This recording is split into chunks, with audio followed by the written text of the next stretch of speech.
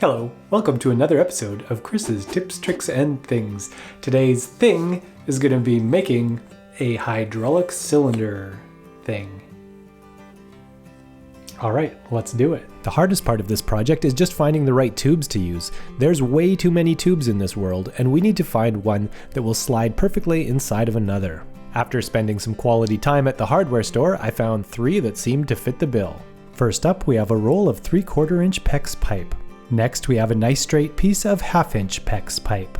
And lastly, a 3/8 inch PEX flexible connector riser. PEX pipes are high density polyethylene plastic and are used in many plumbing applications, so check out the plumbing section of your hardware store. Now the 1/2 inch pipe fits almost perfectly inside the 3/4 inch pipe, but it's a little bit thicker than what I want for the project I'm doing, so I'm going to use the 3/8 inch pipe inside the 1/2 inch pipe. It's a little bit looser than what I would like, but it should be okay. So start by cutting equal lengths of the 1/2 inch pipe and the 3/8 inch pipe.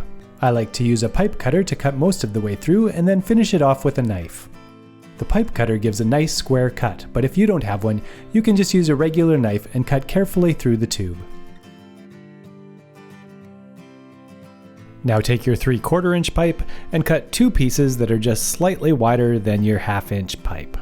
Now we've got everything ready to go, but there's one big problem. PEX is made from high density polyethylene plastic and nothing really sticks to it, paint or glue. And since we're going to have these 2 parts rubbing against each other, if we were to just paint them, it would all rub off. So instead, we're going to cover the pipes with tape. I'll cover the smaller diameter pipe with aluminum tape to give it a shiny metallic quality. Cut the tape slightly longer than the pipe and wrap it around, trying to keep it as smooth as possible. You can use a fancy tool like the back of your fingernail to smooth out any wrinkles and burnish the metal down. Trim the aluminum tape flush on one end of the pipe, but on the other end of the pipe, cut the tape off so at least 2 millimeters of the plastic is showing. Now for the outside pipe, we're going to do the same thing. We're just going to use masking tape to give it a bit of a different look. You'll want the masking tape to wrap around the top end of the tube, but be cut off at the bottom, leaving at least 2 millimeters of the plastic showing. I used skinny masking tape, so I'm going to have to do a couple of strips. And make sure you clean up the end of the tube if there's any masking tape going past where it's allowed. Draw a couple marks on your 3/4 inch tube, making them a little bit wider than the 1/2 inch tube. Apply masking tape around the 3/4 inch tube and then trim it off along the marks you drew. Now you can repeat the process with the other 3/4 inch pipe and the skinny pipe. We'll use the aluminum tape to cover this one, so cut a strip slightly wider than the 3/4 inch pipe and cut a 1/2 circle into each end of the strip of tape. Hopefully these will line up perfectly when we go to wrap it around. You might need to do a little bit of trimming if you didn't get it perfect. Trim the overhanging tape and bend it down around the edges, burnishing it smooth with another fancy tool. Remember how I said that paint and glue don't stick to this pipe?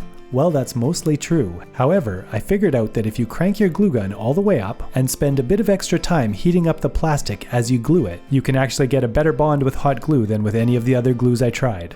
So basically here, I'm trying to get a layer of glue that will bond with the plastic. I do this on both pieces separately first, spending a lot of time just heating up the plastic without actually applying very much glue. Then I go back, quickly add a bit more glue to each piece, and then stick them together. Once that glue has cooled, you can go back and add a bit more glue to smooth things out and touch things up. Now you can repeat the same process for the shiny silver rod. Get out your black paint and paint all of the masking tape, as well as the place where you glued on the shiny silver one.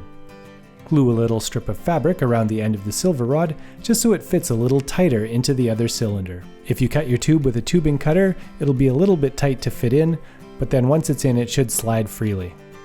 Add some metallic wax paste to the taped painted section to give it a bronze look, and there you go, a cylinder.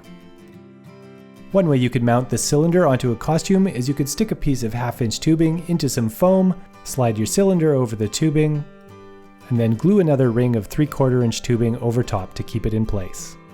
Or you could cut out some pieces of foam that look kinda like this, grab a bit of 1/2 inch tubing, and away you go.